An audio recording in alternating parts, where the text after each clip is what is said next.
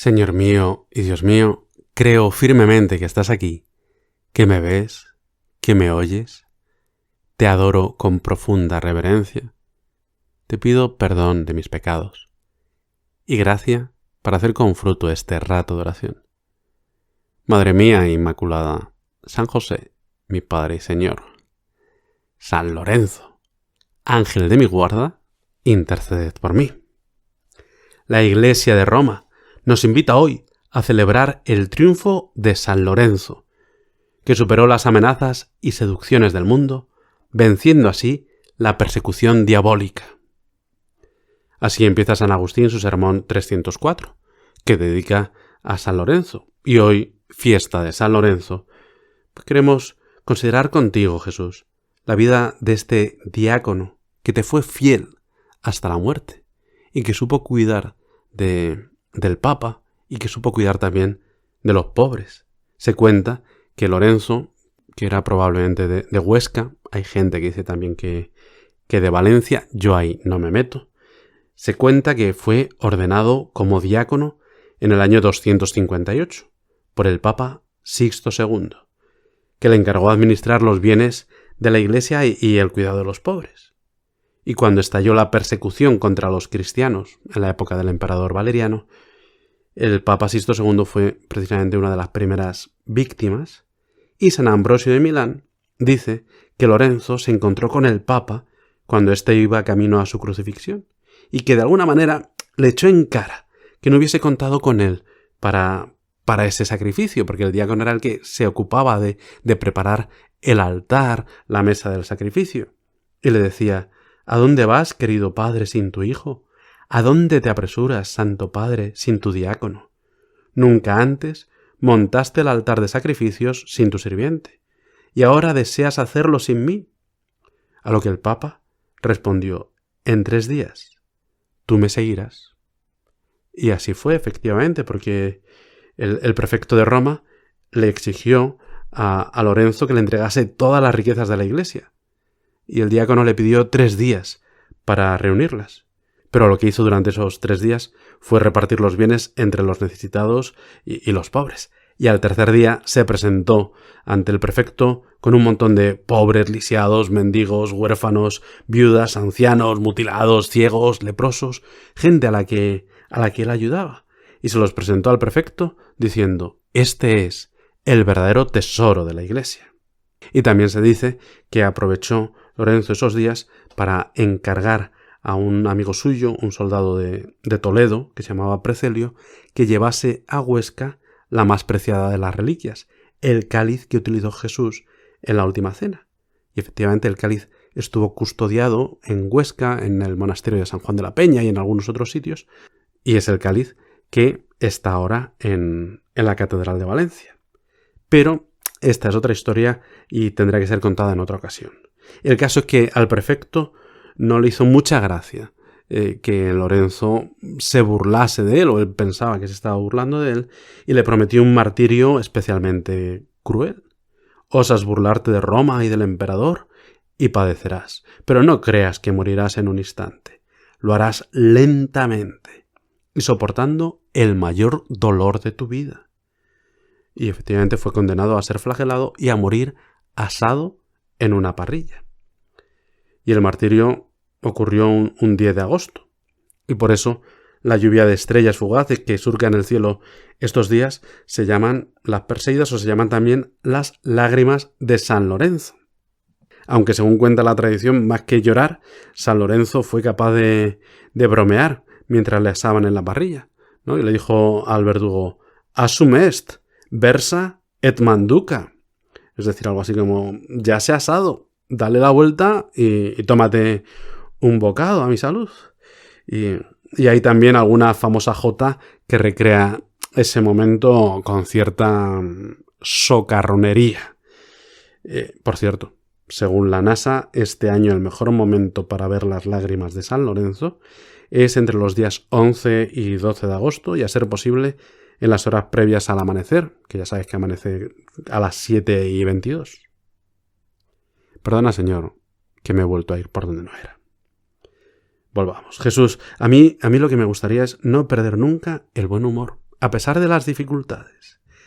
Y también me gustaría, como San Lorenzo, preocuparme por los demás, empezando por los que tengo más cerca, y dar con alegría.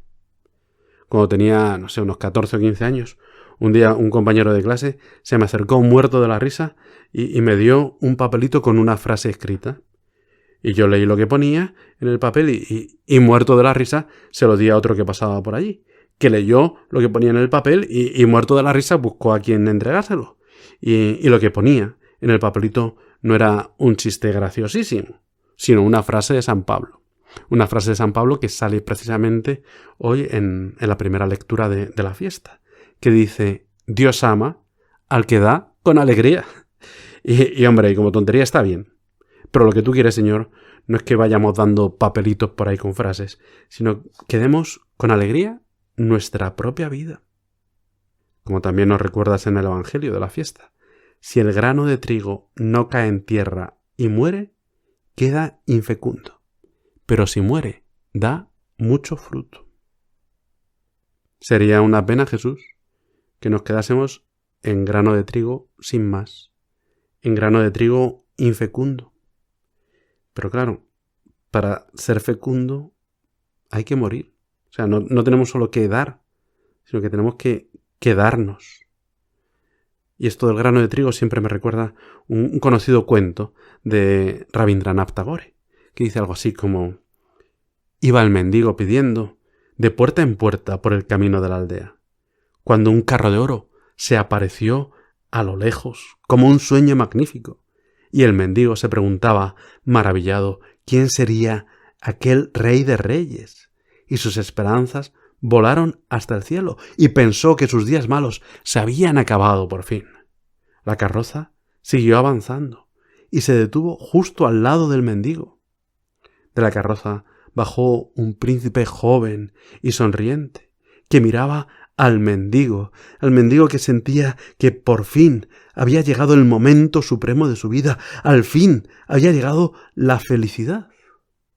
Pero el príncipe, en un gesto de humildad, se despojó de su turbante, se inclinó y de pronto le tendió la mano al mendigo diciéndole: ¿puedes darme alguna cosa? ¿Qué me quieres dar?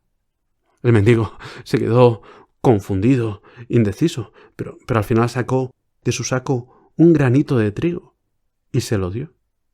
El príncipe contestó con un gesto de benevolencia, abrió un cofrecillo de marfil, guardó el grano y subió a la carroza.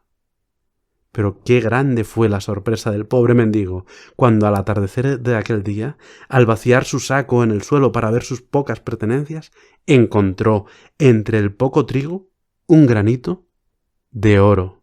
Y lloró entonces amargamente por no haber tenido el corazón suficiente para entregarse del todo.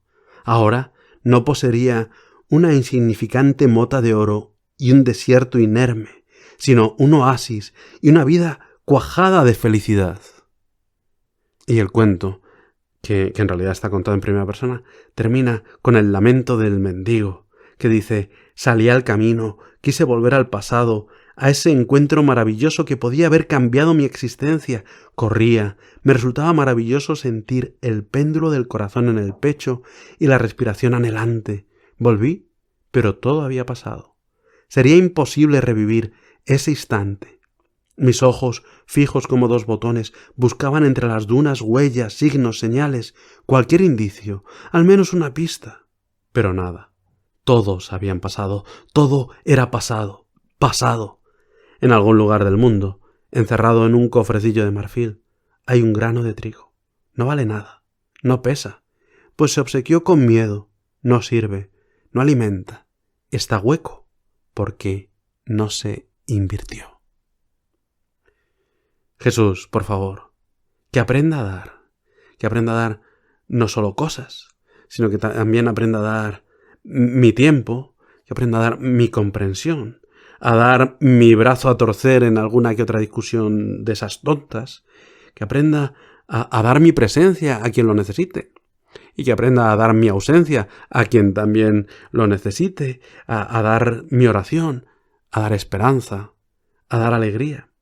En fin, Señor, que aprenda a ser grano de trigo que aprenda como San Lorenzo, no solo a dar, sino a darme a mí mismo, a morir para dar fruto y a no perder nunca, nunca la alegría. Te doy gracias, Dios mío, por los buenos propósitos, afectos e inspiraciones que me has comunicado en esta meditación.